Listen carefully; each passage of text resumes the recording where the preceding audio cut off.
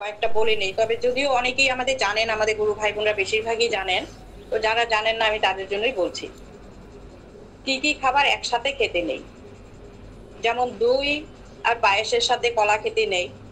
নুন জাতীয় কিছু খাওয়ার পর দুগ্ধ জাতীয় কিছু খেতে নেই। মানে দুধের যেরকম পায়েস বা আমরা দুধ এরকম কিছু নুন জাতীয় খাওয়ার পর খেতে নেই। বা খিচুড়ি খেলাম বা ডাল সবজি ভাত এগুলো খাওয়ার পরে খেতে নেই। বাবা তেল খেতে বারণ করতেন ঠিকই, কিন্তু কিছু কিছু ক্ষেত্রে তেল খেতে হয়। একবার আমি বাবার জন্য কচু শাক রান্না করেছিলাম, কিন্তু সেই কচু শাকটা বাবা গ্রহণ করেন নাই এই জন্যই আমি জানি যে বাবা তেল কম খান বা তেল ছাড়া খেলে আরো ভালো। তা আমি সামান্য তেল দিয়ে কচু শাকটা করেছিলাম। তো বাবার পাতে যখন দেওয়া হয় তখন বাবা হাত দিয়েই বাবা মামুনিকে বললেন যে মামুনি তুমি কচু শাকটা আবার রান্না করে আনো। তারপরে আমি তো ভাবলাম যে বাবা মুখেও দিলেন না, খেলেনও না, অথচ হাত দিয়েই বললেন বাবা মামুনিকে রান্না করে আনতে। আমিও মিছে মিছে গেলাম মামুনিকে, গিয়ে দেখলাম মামুনি মানে বেশ যথেষ্ট পরিমাণ কড়াইতে তেল দিয়ে কচু শাকটাকে আবার রান্না করে নিল। তারপর বাবা ওইটা সেবা করলেন। তো পরে বাবাকে জিজ্ঞাসা করার পর বাবা পরে বললেন যে মা তেল খেতে নেই ঠিকই, কিন্তু এমন কিছু খাবার আছে যেগুলো তো তেল না খেলে সেই খাবারগুলি আমাদের হজম হবে না। যেমন শাক শাক জাতীয় যে কোনো জিনিস, মোচা, থোর বা ভাড়ালি, আমরা যেটাকে ভাড়ালি বলি আমাদের গ্রামের ভাষায়, অনেকে থোর বলে। এই সমস্ত জিনিসে তেল খেতেই হবে। তেল শুধু অল্প একটু তেল নয়, একটু বেশি পরিমাণে তেল দিয়ে রান্না করতে হয়, তবেই সেটা হজম হবে। এগুলো সব বাবার কথাগুলি আমি বলছি। কাঁচা তেল খেতে নেই। যেমন আমরা কোনো সময় হয়তো একটু মুড়ি মাখলাম কাঁচা তেল দিয়ে, সর্ষের তেল দিয়ে, বা আলু সিদ্ধ বা যে কোনো একটা সিদ্ধতে তেল দিয়ে মাখি, কিন্তু সেই তেলটাকে গরম করে বাবা দিতে বলেন। এবং একদিন তেলটাকে ফুটিয়ে 3 দিন পর্যন্ত রাখা যায়, তাও কাচের বোতলে। সেটা বেশি দিন রেখে খাওয়াও ঠিক না, আর যখনের তা তখন গরম করে খাওয়াটাই সবচাইতে ভালো। আমরা অনেকেই জানি, আমাদের ধারণা যে শুকনা লঙ্কা খাওয়া ঠিক নয়। শুকনা লঙ্কাটা ঠিক নয় কোনটা? যে শুকনা লঙ্কা আমরা ভেজে আলু সিদ্ধতে মাখি বা চিড়ে ভাজায় খাই বা অন্য কিছুতে, সেই শুকনা লঙ্কা খাওয়াটা ঠিক নয়। কিন্তু শুকনা লঙ্কার গুঁড়া খাওয়াটা খুবই ভালো, খুব উপকার। ছানা ও চিনি সম পরিমাণ খেতে হয়। ছানার সাথে চিনিটা, ছানা যতটা পরিমাণ ততটা পরিমাণ চিনি দিয়ে ছানাটাকে মেখে আগের দিন রাত্রে মেখে রেখে দিতে হয় এবং পরের দিন সেটা খেতে হয়। কিন্তু এখন তো আমরা সবাই জানি চিনিতে বিষ, চিনি খাওয়া ঠিক নয়। কিন্তু আমি যেটা শুনেছি দেখে এসেছি, আমি সেটাই বলছি আর কি। রবিবারে আদা, নিম পাতা ও আমিষ খেতে নেই রোববার দিন, বাবা এগুলো বলতেন। তো ওগুলো অনেক কিছুই আরো আছে, তিথি অনুযায়ী অনেক কিছু, অনেক সবজি খেতে নেই, এগুলো অনেকেই জানেন। তো ওগুলো আর আমি বলছি না এখন, এতটুকুই আজকে বললাম। যে ঘি যেরকম গরম করে খেতে হয়, ঠান্ডা ঘি খেতে নেই। গরম, আমরা অনেকেই মনে করি ভাতটা তো গরম আছে, তা আমরা গরম ভাতে ঘি নিয়ে নিলাম, কিন্তু সেটা ঠিক নয়। ঘিটাকে হাতায় করে বা একটা বাটিতে করে গরম করে তারপরে ঘিটা খেতে হয়। আর বাবাকে দেখতাম, বাবার সাথে আমি বহু বছর সঙ্গ করেছি, 25-26 বছর একসাথে ছিলাম। তো মাঝে মাঝে বাবাকে দেখতাম, বাবা 1 মাস করে লবণ জাতীয় জিনিস খেতেন, 1 মাস মিষ্টি জাতীয় জিনিস খেতেন, 1 মাস করে টক বা ঝাল জিনিস খেতেন। লবণ জাতীয় বলতে বাবা লবণের পরিমাণটা বেশি খেতেন। একটা মাস এরকম খেতেন যে যে সবজিতে এত লবণ দেওয়া হতো সেই সবজি আমরা খেতে পারতাম না। 1 মাস যাওয়ার পর বাবা আবার 1 মাস মিষ্টি জাতীয় জিনিস খেতেন। মিষ্টি বলতে বাবা যে রসগোল্লা সন্দেশ এগুলো নয়, মিষ্টি বলতে তরকারিতে চিনির পরিমাণ বেশি, গুড়ের পরিমাণটা বেশি, এরকম দিয়ে বাবা 1 মাস খেতেন। আবার 1 মাস বাবা টক আর ঝাল খেতেন, খুব টক। আমাদের গ্রামে যখন আসতেন বাবা, তখন এই যে আমরা যেটাকে আমাদের গ্রামের ভাষায় জাম্বুরা বলি, অনেকে বাতাবি লেবু বলে, সেটাকে মাখা করে বাবা নুন দিয়ে মেখে সেটাকে খেতেন অনেকটা পরিমাণ। তারপরে আরো এরকম টক জাতীয়, আমার ঠিক এখন মনে পড়ছে না, মানে টক যেরকম চালতা চালতা থেতো করে চালতা খেতেন বাবা, অনেক চালতা এনে দিত ভক্তরা। সেই চালতা থেতো করে বাবা সেটাকে চুষে চুষে খেতেন, বা কখনো এটাকে মামুনি সিদ্ধ করে জুস বের করে দিতেন, বাবার ইচ্ছা মতন সেটা সেরকম ভাবে খেতেন আর কি। তারপরে আবার 1 মাস বাবা সাধারণ খাবার খেতেন, আমরা যেরকম সাধারণ খাবার খাই, টক ঝাল মিষ্টি যেরকম সাধারণভাবে যে সেটা 1 মাস বাবা এভাবে খেতেন। তো এরকম খাবারগুলি বাবা খেলে বাবা বলেন তবেই শরীর আমাদের ঠিক থাকবে। তো এটা করতেন। তারপরে তো এখন আমি একটা অন্য সম্বন্ধে বলি। ওষুধ সম্বন্ধে আমাদের সবারই একটা কিউরিওসিটি মনে। আমাদের যে ওষুধ পড়ে, কেউ মারা গেলে আমরা ওষুধ পালন করি, কারোর সন্তান হলে সেগুলোকে আমরা মানি। তো সেইগুলো ব্যাপারে আমি একটু বলছি। সেটার ব্যাপারে আমার একবার প্রচন্ড আমার পায়ের গোড়ালি ব্যথা হয়। তো তখন আমি বাবার ওষুধ ছাড়া কিছুই খেতাম না। যখন বাবার কাছে থাকতাম তো বাবার কাছ থেকে ওষুধ নিতাম, যখন না থাকতাম ফোনে যোগাযোগ করে ফোনে বাবা ওষুধ বলে দিতেন, খেতাম। তো এরকম 3-4 দিন যাবত খুব ভুগছি আমি গোড়ালির ব্যথায়। কিন্তু পা নিয়ে এমন হলো 4 দিনের দিন আমি পা তুলে হাঁটতে পারছি না, পা পেতে চলতে পারছি না, খুব কষ্ট পাচ্ছি। তখন বাবাকে ফোন করলাম যে বাবা আমার তো এই অবস্থা, তুমি কিছু ওষুধ বলো আমি নিয়ে আসি, আমি না হলে আর পারছি না। কোনো ডাক্তারি ওষুধ তখন খেতাম না বাবার ওষুধ ছাড়া। তো তখন বাবা ওষুধ দিলেন, মুখে বলে দিলেন আমাকে কি একটা ওষুধ। যাই হোক কিছুদিন খাওয়ার পর সাময়িক একটু কমলো, তারপরে আবারও দেখি কয়েকদিন কম থাকার পর আবারও ব্যথাটা জোর বেড়ে গেল। তখন বাবাকে জানানোর পর বাবা বলল তুমি কলকাতায় চলে এসো, আমি এখন কলকাতায় আছি, তুমি কলকাতায় আসো, আমি তোমার ট্রিটমেন্ট করব। 7 দিনের ছুটি নিয়ে তুমি আসো, 7 দিনেই তুমি সুস্থ হয়ে যাবে। তো বললেই তো আর কলকাতা যাওয়া যায় না, টিকিটের ব্যাপার আছে। বাবা বললো কালকেই তুমি রওনা দাও। তারপরে তো ছেলেকে বললাম এরকম, বাবা তো কালকে যেতে বললো, আর আমিও ব্যথায় এত কষ্ট পাচ্ছি যে না গেলেও মানে না হয়। পরে ছেলে ফ্লাইটে টিকিট কেটে দিল। বাবা বললো তুমি, বাবাকে জানালাম এরকম আমি টিকিট কেটেছি বাবা। বাবা বলে ঠিক আছে আসো, আমি দমদম 1 নম্বর গেটে আমি থাকবো গাড়ি নিয়ে। তারপরে গেলাম আমি। তো ওখান থেকে বাবা গাড়ি নিয়ে আসলেন সল্টলেকে, তন্দ্রার ওখানে উঠলাম। আর আমি যাওয়ার সময় কিছু আমার বাড়িতে, যখন বাবা কিছুদিন আগে আমার বাড়ি থেকে বাবা গেছিলেন, তো তখন আমার বাড়িতে কিছু সবজি ছিল, ডাটা, তারপরে আরো এরকম চাল কুমড়ো। তো ওগুলো বাবা খেয়ে খুব খুব ভালো লেগেছিল বাবার। তা আমি যাওয়ার সময় কিছু ওই বাগানের সবজি, চাল কুমড়ো এবং ডাটা নিয়ে গেছিলাম। তো সেগুলো আমার ব্যাগে যে কি আছে, আমি তো ফ্লাইটে তো ওরা আরো প্যাকিং করেছে, আমি যেভাবে নিয়েছি ওই প্যাকিং এ হয়নি। তো ওইটা তো বাবা জানে না। তা আমাকে ওখানে যাওয়ার পরে পরেই বাবা বলছে মা এই ব্যাগটা খুলো না, এটা আমি আজকে কিসে যাব, সুব্রত ঘোষের বাড়িতে, সুব্রত তার বাড়িতে যাবে। তো আমাকে বললো বাবা ওখানে যাব, ওখানে গিয়ে তুমি এই ব্যাগটা খুলবে। তা আমি বলছি এটাতে কি আছে, বাবা তো জানেও না, দেখাও যাচ্ছে না কিছু, এমন ভাবে প্যাকিং করা। আগে ঠিক আছে বাবা। তো যাই হোক, তো ওখানে যখন যাচ্ছি, তো যাওয়ার পথে বাবার সাথে একসাথেই আমি ছিলাম, মামুনি, কৃষ্ণাদি ছিল, তারপরে প্রতীকদার, চম্পাদি ছিল। তো এরকম কয়েকজন একসাথে বাবার সাথে গাড়িতে যাচ্ছি সুব্রতদার বাড়িতে। হঠাৎ আমার ফোনে একটা ফোন আসে যে আমার যে ভাসুর ছিলেন, বড় ভাসুর, উনি মারা গেলেন সেদিনে। তো মারা যাওয়ার পর পর শুনে আমিও বাবাকে জানালাম, উনি অসুস্থই ছিলেন, আমিও জানতাম উনি থাকবেন না যে বেশি দিন। তো যাওয়ার পর বাবাকে সাথে সাথে জানালাম। তো বাবা শুনলেন, কিছু আর বললেন না এটা নিয়ে। তারপরে যাই হোক যথারীতি সুব্রতদার বাড়িতে গেলাম। ওখানে গিয়ে আমাদের নীতি আছে যে সোনামার তো স্নান করতে হয়, আর এমনিও তো বাবার সাথে কোথাও গেলে স্নান করি। তারপরে গিয়ে সব কাপড় চোপড় ধুয়ে মাথা টাথা শ্যাম্পু করে স্নান করলাম। তো করার পর বাবা বলতেছে বা রান্না করো, আমাকে বলছে রান্না করো। তো আমি তখন ভাবলাম যে আমার তো ওষুধ এখন, তা আমি কি করে রান্না করবো, আর রান্না বাবা সেবা করবে। তখন আমি ভাবলাম যে বাবা হয়তো আমার কথাটা খেয়াল করিনি। তখন আবার গিয়ে বাবাকে বললাম যে বাবা আমার তো ভাসুর মারা গেছে, তো আমি তা এখন কি করে রান্না করব। তখন বাবা বলে কিচ্ছু হবে না, আমি তো খাবো, তুমি রান্না করো। তারপরে মামুনিকেও বললাম, মামুনি বললো যে বাবা যখন বলেছে তো রান্না করো, তাতে কোনো দোষ নেই, বাবা বললে তার কোনো ই নেই। তো যাই হোক নির্দ্বিধায় রান্না করলাম। বাবা, মামুনি সেবা দিল বাবাকে, বাবাও সেবা নিলেন, তৃপ্তি সহকারে খেলেন সেই সবজি।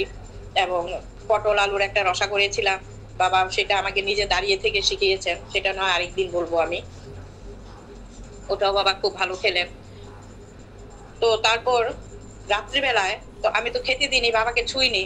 তা আমি ভাবছি যাক বাবাকে তো আর ধরি নাই, বাবা তো মানে আমরা তো সবসময় বাবাকে ভগবান সমতুল্য মনে করি। তো ভগবান যখন ছোঁয়া জানাতে বাবাকেও ছুঁবো না। তো রাত্রিবেলায় বাবা বলছে মা আমার পায়ে তেল দিয়ে দাও। প্রতিদিনই বাবা শোয়ার সময় পায়ে তেল দিতেন, কেউ না কেউ দিয়ে দিতেন। তা পায়ে তেল দিয়ে দাও। তখন আবারও ভাবলাম আমি বাবা হয়তো বা ভুলে গেছে আমার যে ওষুধ আমার গায়ে। তখন তেলটা নিয়েছি, কিন্তু ইতস্তত করছি বাবার পায়ে দিব কি না। আমার বাবাও বলছেন দিতে, বাবাও শুয়ে পড়েছেন, এখন বাবাকে বলতেও পারছি না। তো মনের মধ্যে একটা দ্বিধা হচ্ছে, বাবাকে কেন ছুবো, একটা মস্ত অপরাধ হবে এটা।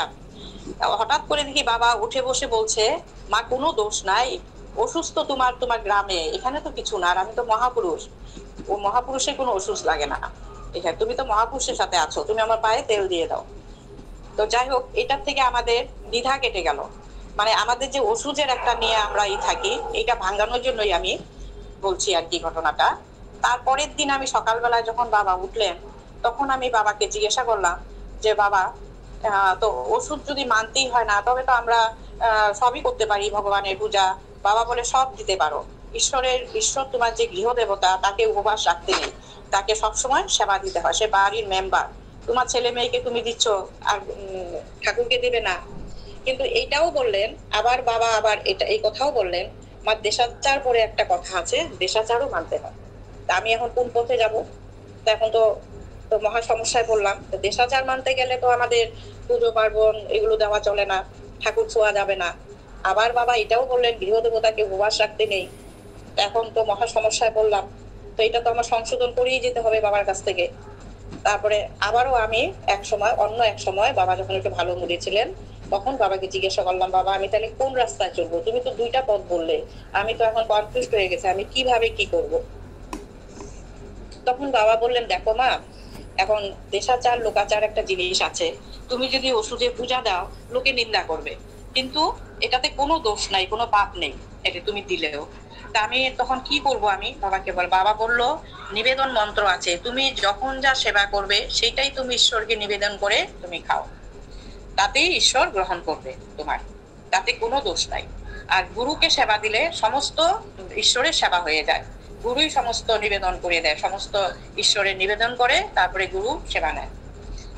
সেটা বাবা বলে, তো আমারও ক্লিয়ার হয়ে গেল তখন। আমি যাক, বাবার ছবির সামনে আমার সেবা দিতে কোনো আপত্তি নেই। আর আমি তাহলে নিবেদন মন্ত্রটা বাবাকে বললাম, কি করে নিবেদন মন্ত্র করতে হয়, বাবা সেটাও শিখিয়ে দিলেন, তুমি যখন যা খাও এইটাই নিবেদন করে খাবে, তাই জন্য নিরামিষ ভোজী হতে হয়। তখন থেকে আমি, তার আগের থেকেই নিরামিষ বাবা করেছিলেন আমাকে। তো যাই হোক, সেটাও আমার মনের এটা দূর হলো। আজকে আশা করি অনেকেই শুনে এটা অনেকেরই মনের থেকে একটা যে সংশয় ছিল সেটা দূর হয়েছে। আর আরেকটা ছোট্ট একটা ঘটনা বলি আমি। আমি একটু আগে যেটা বললাম শুকনা লঙ্কা খাওয়া ঠিক নয়, কিন্তু গুঁড়া খাওয়াটা ভালো, এটা সম্বন্ধে একটু বলি আমি। শুকনা লঙ্কাটা যদি আমরা ভাজা শুকনা লঙ্কাটা খাই, সেটা আমাদের খাওয়ার সময় যে খাদ্যনালী দিয়ে যায়, সেটা বাবা বলেছেন সেই লঙ্কার যে ছাবাটা, খোসাটা, সেটা আমাদের ওই, আমি ঠিকভাবে বুঝাতে পারবো না হয়তো, আমাদের খাদ্যনালীতেই লেগে থাকে এবং সেটার থেকে আস্তে আস্তে সেটা ক্যান্সারে পরিণত হয়। আর আরেকটা বলছি আমি, একবার উজ্জয়িনীতে বাবা অনেক শুকনা লঙ্কা নিয়ে গেছিলেন, কোথা থেকে নিয়ে গেছেন জানি না। তো ওখানে তো প্রচন্ড রৌদ্র তাপ, কুম্ভ মেলায়, উজ্জয়িনী কুম্ভ মেলায় ছিলাম আমরা বাবার সাথে 40 দিন। তখন ওখানে বাবা আমাকে একদিন বললেন যে মা, এই শুকনা লঙ্কাটা আজকে গুঁড়া করতে হবে, উপরে তুমি নিয়ে যাও। তখন গ্রাইন্ডার মেশিন উপরে আনা হয়েছিল এক ভক্তের বাড়ির থেকে, আর প্রচন্ড রৌদ্রে বাবা এগুলোকে নিজে শুকিয়েছেন। তো 2-3 দিনে এগুলো শুকিয়ে গেছে, আর গুঁড়ো করতে অসুবিধা নেই। তো বাবা বলছেন আমি তুমি যাও উপরে শুকনা লঙ্কা নিয়ে যাও, উপরে ছিল রান্নাঘর। তো ওখানে আমি বাবার কথা মতো লঙ্কাগুলি নিয়ে গেলাম। নিয়ে যাওয়ার সাথে সাথে দেখি বাবাও একটা চেয়ার নিয়ে এসে ওই রোদ্রুটায় বসলেন। আর আমি যেখানে বসেছি, আর রান্নাঘর আর উঠানটা একদম, মানে ছাদটা একদম লাগানো। তো বাবা রান্নাঘরে বসার মতন কোনো সুবিধা নেই, আমি যে জায়গাটায় বসেছি একদম ইসের সামনে, গ্রাইন্ডার মেশিনটা যেখানে বসানো, পয়েন্টটা, মেইন পয়েন্টটা। তো বাবা কি করলেন, ওই প্রখর রৌদ্রে একটা চেয়ার নিয়ে বসলেন। তা আমি বাবাকে বলছি, বাবা তুমি চলে যাও, এখানে তো ভিতরেও বসতে পারবে না, লঙ্কা ধাকেও তোমার শরীরে কষ্ট হবে, তুমি চলে যাও, আমি গুঁড়া করে নিয়ে আসছি, আমি পারবো গুঁড়া করতে। তো বাবা বলে, না না, আমাকে থাকতে হবে, বিপদ হবে তো। বাবা শুধু এইটুকুই বললেন। তো আর কিছু বললাম না, বাবা প্রখর রৌদ্রের মধ্যে চেয়ার নিয়ে বসে আছে, আমি যথারীতি লঙ্কার গুঁড়ো করছি। করতে করতে হঠাৎ আমার মনে হলো, মানে সূর্যের আলোটা তো এত বেশি, তেজটা, হয়তো আমার মনে হলো গ্রাইন্ডার মেশিনের ওখানে বোধহয় একটা সূর্যের আলো এসে পড়লো, এরকম এরকম একটা চোখে ঝলসার মতন লাগলো আমার। আর বাবা বললো আমাকে বন্ধ করো। কিন্তু আমি মেশিনটা চলার অবস্থা আমি বুঝতে পারিনি গ্রাইন্ডার মেশিনটা যে বন্ধ করতে বলছে বাবা। একটু বাদে দেখি আরেকবার যখন ঘুরিয়েছি তখন দেখি মেশিনটা থেকে একদম উঁচু পর্যন্ত আগুন উঠে গেছে, আর বাবা চট করে উঠেই মেন সুইচটা বন্ধ করে দিয়েছে, প্লাগের সুইচটা বন্ধ করে দিলেন। তো সাথে সাথে তো আমিও ভয় পেয়ে গেছি, আমার গায়েও মানে মনে হলো যে একটা আগুনের হিট এসে লাগলো। তো তখনই বাবা বললো আমি না থাকলে এখন মস্ত বিপদ হতো, হয়তো তুমি মারা যেতে এখানে, তার জন্যই আমি এখানে বসেছিলাম। তো যাই দেখ, এগুলোই মানে বাবা যে ভবিষ্যৎবাণী ভবিষ্যৎ চিন্তা আগের থেকেই মানে করে থাকেন, বাবা যে বুঝতে পারেন, এইটাই বলার ছিল আজকে আমার। সবাই জানেন বাবা অন্তর্যামী, তথাপিও বাবার কথা বলতে বা শুনতে ভালো লাগে, তাই বললাম। আজকে এখানেই শেষ করি, আমি আবারও বলবো কালকে। প্রণাম। আমার শতকোটি দণ্ডবোধ প্রণাম। গুরু ভাই বোন ও ভক্তবৃন্দের চরণে আমার শত শত কোটি দণ্ডবোধ প্রণাম। দাদা দিদিদেরকে আমার প্রণাম।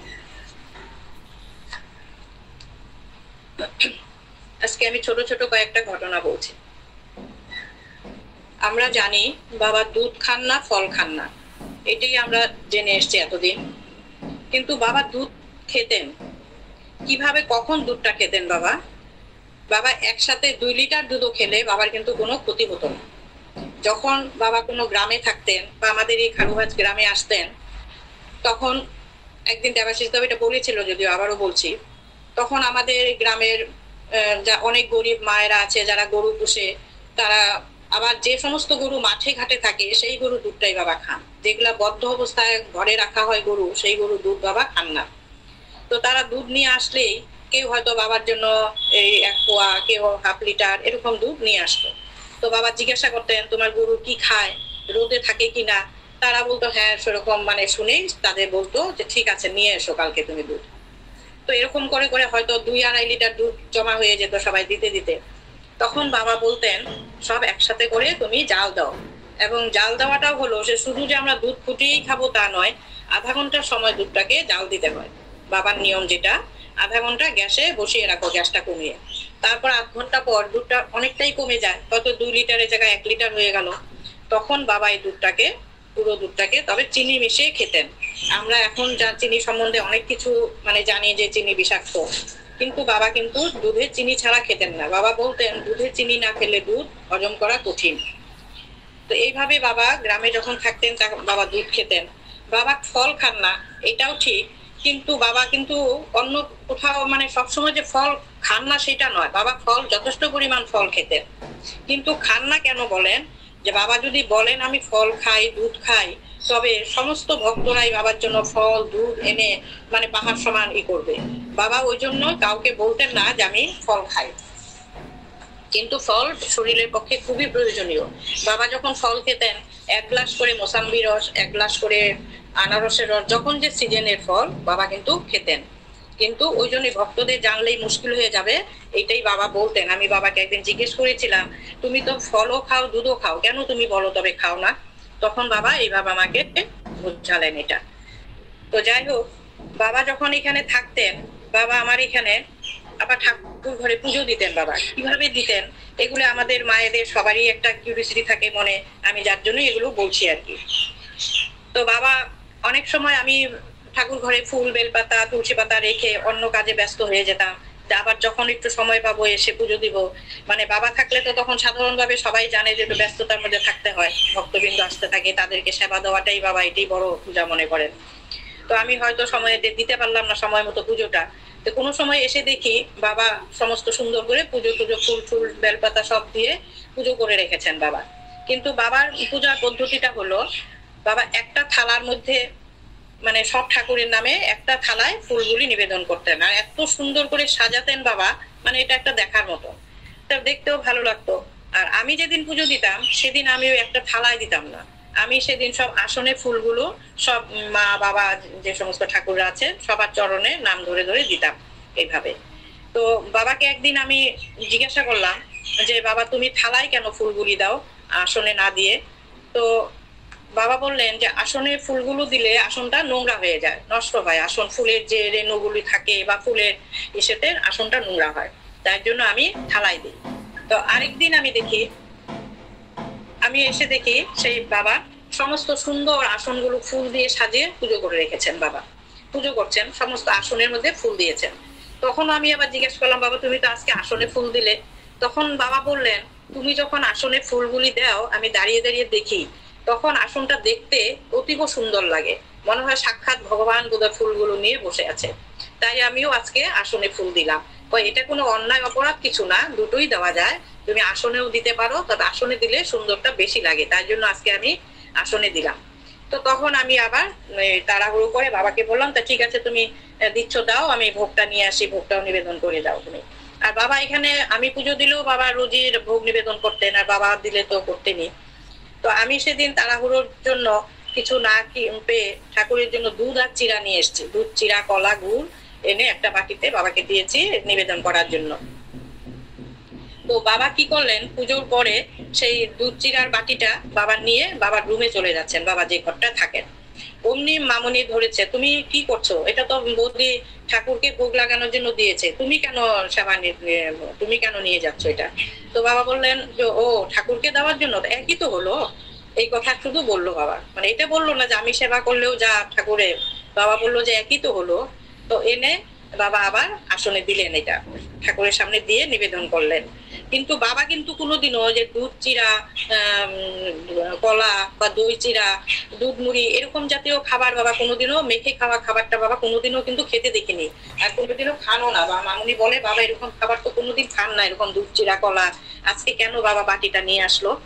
তো আমি বললাম যে সত্যি তো এটা দেখতাম বাবা কি করতো, তুমি না বললে হয়তো বুঝতে পারতাম বাবা খাচ্ছেন কিনা। কয় কি না নিয়ে আসছে বাবা, ওইটা ভাবছে তুমি বাবাকে দিয়েছো ওই জন্যই। তো যাই হোক, এটাও একটা অলৌকিক ছিল আমার কাছে, আমিও জানলাম এটা। তো এটা হওয়ার পর যাই হোক, তারপরে বাবা যখন যাত্রা করেন, কারুর বাড়ি থাকলে যখন বাবা যেদিন বিদায় নেন সেই বাড়ি থেকে, সেই যাত্রার সময় বাবা বলেন যে কোনো এঁঠো থালা, বাবা যে থালাটায় খান বা যারা যাচ্ছে বাড়ি থেকে, কারোর জন্য এঁঠো থালাটা না থাকে ওই সময়টা ধুয়ে দিতে। তো একদিন বাবা যেদিন যাবে আমাদের বাড়ি থেকে, যেদিন যাত্রা করবেন, তো সেদিন বাবা সেবার পরে আমার ছোট বোনকে বলেছিল যে মা তুমি আমার থালাটা ধুয়ে দাও। তো ওর কথাটা, বাবার কথাটা বুঝতে পারিনি। আর এদিক দিয়ে বাবাও রওনা দিবেন, আমরাও বাবাকে রওনা যাত্রা পথে তখন ধূপ ধুনা প্রদীপ শঙ্খধ্বনি এগুলো করছি, বাবাকে ধূপ দেখাচ্ছি, প্রদীপ দেখাচ্ছি। তো ও ভাবছে তো আমি থালা ধুতে গেলে হয়তো বাবা চলে যাবে, আমি আর যাত্রার সময় থাকতে পারবো না, তো বাবা চলে গেলেই আমি থালাটা ধুবো। কিন্তু বাবা কি করলেন, আমাদের বাবার পুজো হয়ে যাওয়ার পরেও বাবা বসে থাকলেন, বেরোচ্ছেন না। বাবা কিন্তু এতটা দেরি করেন না। তো বাবা অপেক্ষা করছেন, মাকে বলেছে, আমার বোনকে বলেছে থালাটা ধুতে, আর ও অপেক্ষা করছে বাবা মানে রওনা দিলে পরেই ধুবে, কারণ থালা ধুতে গেলে যদি বাবা চলে যায় দেখতে না পাই। কিন্তু তখন বাবা বললেন আরেকজন মাকে যে তুমি যাও, আমি যে সেবা করেছি সেই থালাটা তুমি ধুয়ে আনো। আমি তো যাত্রা করতে পারছি না, আমার মায়ের বাড়িরও তো একটা মঙ্গলের ব্যাপার আছে, আর আমার যাত্রাটাও একটা শুভ অশুভের ব্যাপার আছে, তুমি থালাটা ধুয়ে দাও। তখন ও মা গিয়ে চট করে থালাটা ধুয়ে নিল। আর আমার বোনও বুঝতে পারিনি বা আমিও বুঝতে পারিনি, যদি এরকম কিছু হতো তো ধুয়ে নিত। তখন বাবাকে জিজ্ঞাসা করায় বাবা বললেন যাত্রাকালে কোনো এঁঠো থালা যেই যাক, তুমিও কোথাও যদি যাও, কোনো কিছু খাবার খেলে সেই খাবারের থালা ধুয়ে তারপরে যাত্রা করতে হয়। হয়তো আমরা অনেকেই ভাবি যে আমরা তো এরকম অনেক খাবার খেয়ে বাটি বা থালা রেখে চলে যাই, তাড়াহুড়ো থাকে, অফিসে ব্যাংকে যে যেখানে কাজ করুক, স্কুলে সব চলে যায়, কিছুই তো হয় না। কিন্তু এটাও বাবা বললেন একদিন দুদিনে কিছু না হোক, এমন একদিন একটা ঘটনা ঘটবে যে তখন তোমার প্রাণ নিয়ে সংশয় হবে। কাজে এইগুলো আমাদের মানতে হয় নিয়মগুলো। তাই আমি ওখান থেকে সেই শোনার থেকে আমি যে যেখানেই যাক, ছেলে মেয়ে স্বামী যেখানেই যাক, আমি আগে তাদের খাবার থালাটা আগে ধুয়ে নিই, জায়গাটা মুছে নিই, তারপরে অন্য কাজ করি। তো একদিন বাবা তো এরকম খারুঘাটে তখন প্রতি বছরই আসতেন, 1 মাস করে থাকতেন, কিছুদিন আমার বাড়িতে কিছুদিন মামার বাড়িতে, এরকম করে বাবা কাটাতেন। আর খোলা জায়গা, বাবার গ্রামে ভালোও লাগতো, বেশ আনন্দেই থাকতেন। দেবাশিস দাও মাঝে মাঝে আসতেন, তখন আমরা খুব আনন্দ করতাম তখনের ওই দিনগুলি বাবার সাথে। তখন ভক্তবৃন্দও খুব কম ছিল, আমাদের গ্রামের লোকই, আর বাইরের থেকে যারা যারা শুনতো আসতো, দেখা করতো। তো একদিন এরকম মামার বাড়িতে তখন বাবা ছিলেন। তো মামার বাড়ির যে মানে ট্যাঙ্কির যে এটা রানিং ওয়াটারের যে মেশিনটা, সেটা মামার কলের সাথে সেট করা। তো তুয়া ছিল তখন ওখানে। তো ওই সময় মানে কলটাকে কেউ ধরি না আর কি, যখন মোটরটা চলে কলটাকে কেউ ধরা হয় না, কিন্তু তুয়াও সেটা জানতো, ওই মুহূর্তে ভুলে গিয়ে কলটাকে চাপ দিয়েছে। তো কলটা চাপ দেওয়ার সাথে সাথেই ওর হাতটা একদম আটকে গেছে কলের সাথে। ও তো প্রথমে দুই একটা চিৎকার দিয়েছে, তারপর তার চিৎকার দিতে পারছে না, কিছু বলতে পারছে না, খালি গুমরাচ্ছে, এদিকে কারেন্ট লেগে গেছে হাতে। আর হাতকে ও যথেষ্ট পরিমাণ টানাটানি করছে, হাত খুলছে না, হাতের চামড়া সহ উঠে আসছে, কিন্তু হাত তো খুলছে না। এরকম শুনে তখন বাবাও বাইরে ছিল, আমরাও গুমরানি শুনে আমার ভাইয়ের বউ ও রান্না করছিল, রান্নাঘর থেকে শুনতে পেয়ে এসে চট করে এসেও মেন সুইচটা ডাউন দিয়ে দেয়।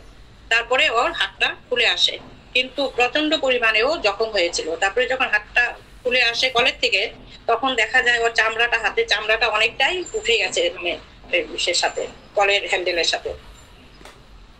তখন বাবা বললেন, এই যে আজকে তুই যদি আমার সাথে না থাকতি তাহলে তোর মৃত্যু যোগ ছিল, তুই নেহাত আমার সাথে থাকার জন্য তুই আজকে প্রাণে বেঁচে গেলি, বিশাল খাড়া ছিল তোর। মানে এই সমস্ত ছোটখাটো অনেক ঘটনার বাবার সাথে হয়ে থাকে আমাদের, অনেক রকম অনেক কিছু। আমার অনেক এরকম আছে, আরো অনেক ঘটনা আমি পরে আবার বলবো। আজকে এখানেই শেষ করি। প্রণাম সবাইকে। সবাই মিউট রাখবেন, আমি একটু বলছি, সবাই মিউট রাখবেন, সবাই মিউট রাখুন প্লিজ। আমি অসীম পাইন কিছু বলছি। এই যে ফল খাওয়ার কথা বললেন উষা বৌদি, খুব সুন্দর কথা, আমরা দেখেছি সেটা। তবে বেনারসে বাবা যখন ধরুন আমের সিজন, এই আমের সিজনে বাবাকে বললাম, বাবা আম আনতেন, মানে সেই ঝুড়ি ভর্তি করে আম আনতেন বাজার থেকে, এনে সমস্ত আম ওই দরিদ্র মানুষদের দিতেন, দেওয়ার পর তারপর খেতেন, তার আগে কখনো খেতেন না। বাবা বলতেন আমার ফল খেতে ইচ্ছা করে না, দরিদ্র মানুষরা ফল খেতে পারে না, সেই জন্য তাদেরকে দেওয়ার পরে তখন বাবার মামুনি তখন দিত, খেতেন। বাবা বহুবার বলেছেন যে আমার ফল খেতে ইচ্ছা করে না, ফল দুধ খেতে ইচ্ছা করে না। আবার যে খেতেন সেটাও তো আমরা শুনলাম, সেটা আমরা দেখেওছি, কিন্তু সেগুলো বিশেষ বিশেষ ক্ষেত্রে, যেমন অসুস্থ যখন হতেন তখন মামুনি মুসম্বির রস দিতেন। তবে বাবার ফল খেতে ইচ্ছা করে না, দরিদ্র মানুষটা খেতে পায় না বলে এটি আমরা দেখেছি যে বিশেষ বিশেষ সিজনে তরমুজ, বাবা মানে কেজি কেজি তরমুজ আনতে, কত কেজি আনতেন তার হিসেব নেই, সে আনা খুব কষ্ট হতো, ওদেরকে সব গরিব মানুষদের দিয়ে তারপর সেই তরমুজ খেতেন। তো এইগুলো আমরা কিন্তু দেখেছি, এগুলো আমরা এই পয়েন্টটাও কিন্তু ফেলে দেওয়ার মতো নয়। প্রণাম রহ প্রভু নারায়ণ।